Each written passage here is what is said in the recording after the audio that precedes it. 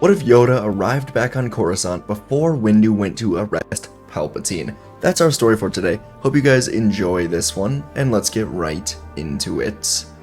Our story begins inside of the Jedi Council chambers on Coruscant, as the Jedi are discussing their next plans after the Battle of Coruscant has ended. Although Dooku was dead and Grievous is on the run, there are many active battlefields throughout the galaxy, but the Force has greatly shifted, and there was a feeling amidst the Council that the true Sith Lord would be revealing himself very soon.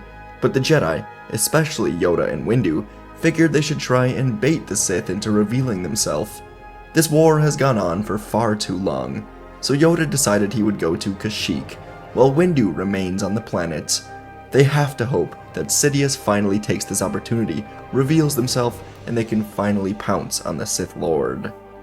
A long while later, inside of the Jedi Temple on Coruscant, as a group of Jedi are meeting to discuss the many battles going on across the galaxy, Ki-Adi-Mundi is here from Megiddo, Aayla Secura from Felucia, and Yoda from Kashyyyk, and they're all meeting with Windu and Skywalker on Coruscant. As they were speaking, Commander Cody interrupted from Utapau to inform the group that Obi-Wan Kenobi has engaged General Grievous.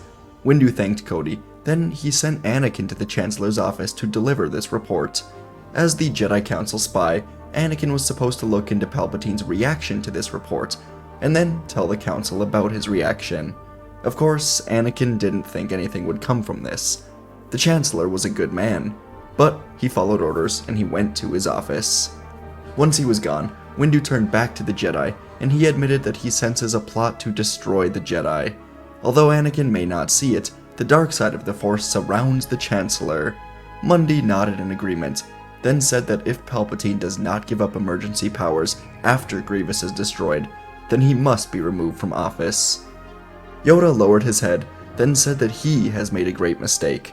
Initially, he and Windu decided that one of them should be away from Coruscant in order to lure the Sith Lord out of hiding, but now both Windu and Yoda knew the truth. The Sith would be revealing themselves regardless of who was on Coruscant, so they should both be there as the heads of the Council. Yoda said his ship is already ready, and he will be returning to the temple shortly. Windu nodded. He liked this idea, and soon the meeting would come to an end. Across Coruscant, Anakin's entire galaxy was soon turned upside down as Palpatine began to unravel the truth. He was telling Anakin that the Council cannot be trusted to do the right thing. They are likely planning to overthrow him right now. Anakin didn't know exactly what to believe, and soon enough, Palpatine began telling Anakin that in order to achieve the power he seeks, he must explore the dark side of the Force, not just the dogmatic ways of the Jedi. And now Anakin began to have the truth about Palpatine. He was the Sith Lord. So Anakin ignited his blade, and he stared down the man that he thought to be like a father to him. He was actually a traitor not only to him, but to the entirety of the Republic, to the Jedi, to Padme, to everybody. Palpatine said only he has the power to save Padme Amidala, and through waves of confusion and turmoil, Anakin began to fly back to the Jedi Temple to tell Windu everything, but he didn't know what he actually wanted to do. He wasn't sure of what to do, he only knew that this was his duty, to tell the Jedi. But Palpatine promised he could save Padme. Anakin shook his head. He couldn't listen. Palpatine was a Sith Lord. He must trust the Jedi, despite what his mind was telling him. And Anakin would run through the temple, soon finding Windu in the meditation chamber. Windu asked Anakin what was wrong, and Anakin told him everything. Windu said that their worst fears have been realized, and now he is just waiting for Yoda to arrive. Anakin clearly looked puzzled, but Windu said that Yoda is returning from Kashyyyk any minute. And moments later, the door opened, and Yoda stood here as Windu told him the truth about Palpatine.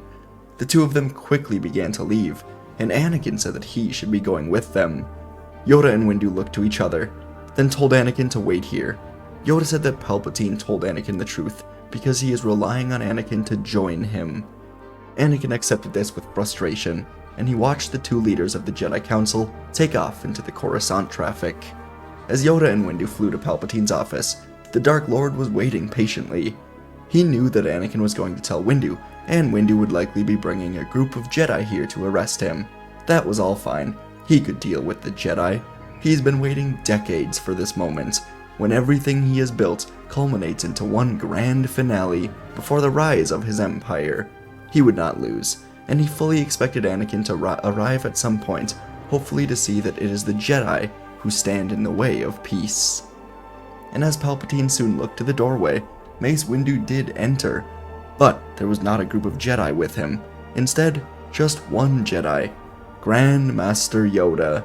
Palpatine stood up slowly. There was no need for games in this moment. These were the two Jedi he hated above the rest, aside from maybe Kenobi.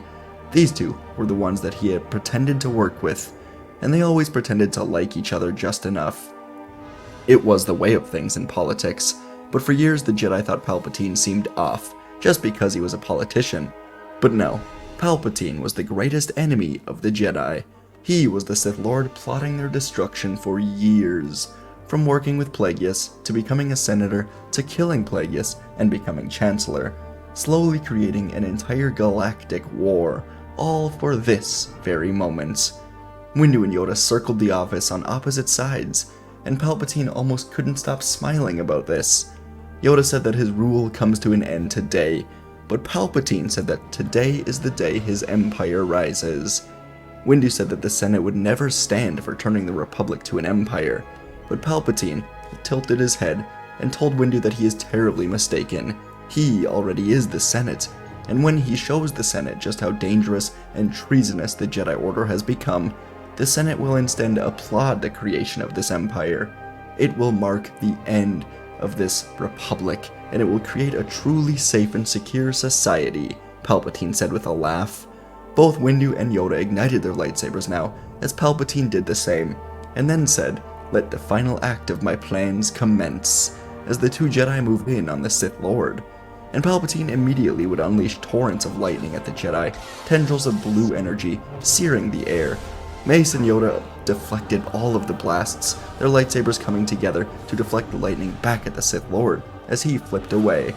With a yell, Mace pushed towards Palpatine, their blades now locking together, as Windu separated, then clashed sabers again and again. Yoda flipped at Palpatine, and was able to kick him in the head, as the Sith Lord spun away, grabbing the ceiling with the Force, bringing it down upon the two Jedi.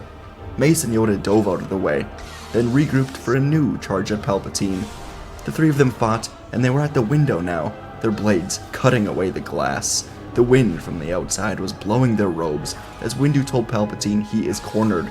Surrender now, or they will kill him. But Sidious smiled, then blasted a nearby speeder with lightning, and pulled it towards them.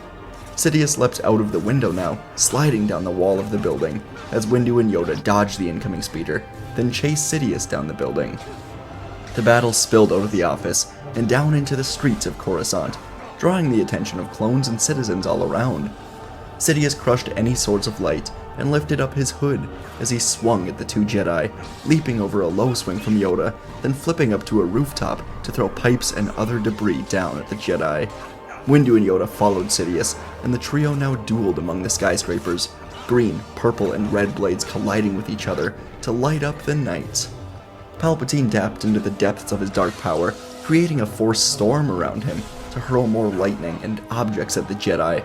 But Mace and Yoda stood tall, clashing lightsabers, getting into the storm, holding up strong as the dark waves tried pushing them away.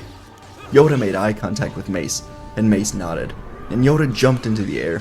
Windu used a Force push to send him flying at Palpatine. Yoda flew, and he slashed across the Dark Lord's chest, causing him to stumble backwards right into a wall. Sidious slowly stood back up, swinging at the Jedi, but he was weakened now, causing him to miss, and so Mace slashed him across the back. Sidious stumbled, falling to the ground, and he looked up, asking the Jedi not to kill him. Please, he's too weak. And in the distance, Sidious could see a speeder fast approaching. He knew it was Anakin, so he curled his fingers up at the Jedi for one last stand, firing lightning. Yoda and Windu had to block it. They were holding strong again, but the lightning was threatening to engulf them, as Palpatine was using the remnants of his power, the last of it, doing everything he could. But he just wasn't strong enough. He couldn't beat the two greatest Jedi in the Order. Maybe if he was fighting just one of them, he could have beat them. Maybe he could beat Yoda. Maybe Windu. But together, he just didn't stand a chance any longer, and Yoda was able to cut his hands off as Windu spun his saber and plunged it through Palpatine's heart, killing him here as he saw Anakin land before dying. Palpatine tried to stay alive, tried to transfer his essence, but he couldn't do it, and as Anakin landed, running up to him, Palpatine was dead. Anakin was running on the roof of the building, running at the Jedi, asking them what they've done, and Anakin fell to his knees, seeing Palpatine dead and mangled from battle, and Windu said that they did what had to be done. Anakin stood up, getting in Windu's face, saying that he has committed high treason, and Yoda yelled at Anakin to look around at what Palpatine did. Anakin shook his head, snapping out of this mindset that he was in, and he took a moment to actually look around him. On the streets below, speeders were crashed, citizens were screaming out for help, or just in pain in general.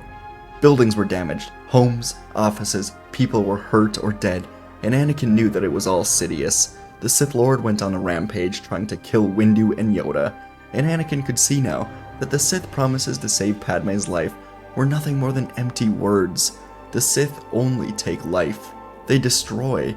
And Anakin took a deep breath as a Coruscant guard transport landed nearby, with clone troopers now running at the Jedi, asking what was going on. To the clones, this just looked like the Jedi killed Palpatine, and so they raised their blasters, telling them they were under arrest immediately.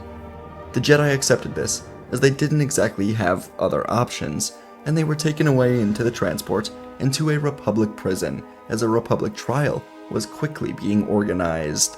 Anakin, Windu, and Yoda were escorted into Republic holding cells, passing by many senators, such as Padme Amidala, Bail Organa, and even Speaker Mas Amedda.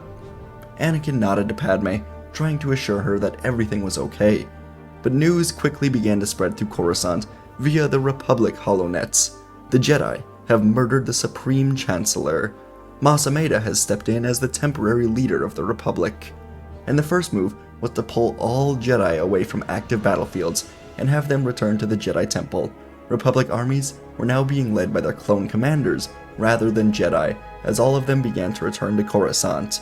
Ki-Adi-Mundi began to leave Megiddo, Aayla Secura from Felucia, Obi-Wan from Utapau. Many Jedi, whether they were in battle, in a ship, no matter what they were doing, were ordered to return to Coruscant, abandoning their troops on the battlefields. Hours would go by, and Windu, Yoda, and Anakin would begin to discuss their strategy together. They truly felt that they made the right move by assassinating Palpatine. He was too dangerous to be left alive, but they knew the Senate may not see it that way. Windu said that in the old days of the Republic, amendments were made to the Constitution to make it so that Sith could never hold office, so they would use that, along with the fact that they had to act in self-defense against Palpatine. They knew it probably wouldn't work. The Republic was extremely corrupt, but they had to try. They had to prove their innocence. And in the cell, Yoda and Windu would notice that Anakin was acting quite strange, and this was obviously to be expected after everything that just happened. But there was something more to it. Yoda grabbed his chin, thinking about everything, and he realized that they never asked Anakin, perhaps the most important question above everything else. Why did Palpatine reveal that he was a Sith Lord to him? Anakin hesitated to answer this. He was clearly uncomfortable. And Yoda asked if it was something to do with his nightmares. Did Palpatine promise something that Yoda did not? Yoda remembered his conversation with Anakin about the nightmares. He told Anakin to learn to let go of all that he fears to lose. And Yoda could feel through the Force in that moment that Anakin was not satisfied. The boy was impatient, and likely wanted the rank of Master to access the restricted section of the Jedi archives. Anakin looked up with hesitation, and he said that Palpatine offered him more answers than the Jedi ever did. He sees now that Palpatine was not to be trusted, but what was he supposed to do, Anakin asked. Yoda and Windu asked Anakin exactly what he was going through, and Anakin decided that he was already in a prison cell. Things can't really get worse, so he told the Jedi about Padme and his nightmares about her dying in childbirth. Yoda jabbed his cane at Anakin, telling him that his inability to put away his fears make him vulnerable. His forbidden attachment is nearly exploited by the Sith. Anakin turned away, saying that he won't let Padme die, and Yoda said that he still does not understand. It is his fears that create these dreams, and in trying to prevent them, only then will they come true. All visions are of a possible future. Padme is safe, so long as Anakin does not try to do anything crazy to change the future. Anakin finally felt a bit of relief wash over him. Finally, some real advice. And moments later, Padme herself entered into the holding cell that the Jedi were in, and she said that everyone is ready for the trial. The three Jedi got up and moved into the Republic courts. Many important people were here waiting to see what the Jedi had to say, including the entire Jedi Council. Mas Amedda was sitting atop the area, and he recapped everything that was known. Former Chancellor Palpatine led the Republic through this war, a war that the Jedi willingly led, and today, the Jedi assassinated him on the streets of Coruscant. Mas exclaimed that the entire Jedi Order should be punished for this treason of the highest level. Then he asked the Jedi to explain themselves. Windu stepped forward and began saying everything they knew that led them to their decision to go to Palpatine's office. Windu described how Palpatine stayed in office for far longer than his term asked, using his emergency powers to control the war and prolong it for his own gain. Mas said there was no proof of this, but Windu said that it is in the nature of a Sith to garner as much power as possible without thinking of anyone else. The word Sith was unfortunately not very well known, except for in texts from times of the Old Republic. They were known essentially as Dark Jedi. Mace called for a midichlorian test on Palpatine's body, and for fingerprints on the red lightsaber discovered at the scene. Both of these were quickly done, and they helped to prove Windu's points. Palpatine had an extremely high M count, and the red saber belonged to him. And in the Constitution, Sith were not allowed in office. So now Mas asked the Jedi why they decided it was in their control to go and arrest or execute the Chancellor. They do not have that authority. But Windu went back to his earlier point, saying that Palpatine's emergency powers gave him control over the Senate and the courts. He was too dangerous to be left alive, and the Jedi accepted the risks of preserving peace by killing him. After a while, with more back and forth between Mas Amedda and Mace Windu, Mas called for a vote among all of the senators. The vote was whether or not the Jedi should be exiled out of the Republic for their treasonous acts against the Chancellor. Despite all of the solid reasons that Windu gave to Mas and the Senate watching through the HoloNet, Mas Amedda was just as corrupt as anyone else in the Republic. He didn't want the Jedi here any longer, and neither did many of the senators. So a vote would be put into place, and a majority, albeit barely a majority, voted that the Jedi leave the Republic. And so, it was done. And honestly, the Jedi were fine with this. They would be able to pull out from a war that they probably shouldn't be fighting in, and they can go back to keeping the peace for all of the galaxy, rather than just the planets fighting for the Republic in this war. So over the next few weeks, as clone troopers and Republic admirals continued fighting off the last of the Separatist droid armies, the Jedi began to depart from the Jedi Temple. Despite doing the necessary thing, they had to leave this place behind. In a way, they were giving the Republic something to unite over and hopefully come together. And once the Jedi were all officially gone, Mas Amedda organized a complete teardown of the temple that would be replaced with a memorial celebrating the victory of the Clone Wars for the Republic. The Jedi would settle in on Tython, and they would slowly but surely begin spreading their influence across the galaxy, creating beacons in many sectors of the galaxy where people could call for help. As for Anakin, he stayed in the Order with Obi-Wan and many other friends, but was with Padme as she gave birth to twins. Obi-Wan and Ahsoka would often visit. The twins would stay out of the Order for now, with hopes they could be trained someday, but Anakin would spend the first few years helping Padme to raise the twins.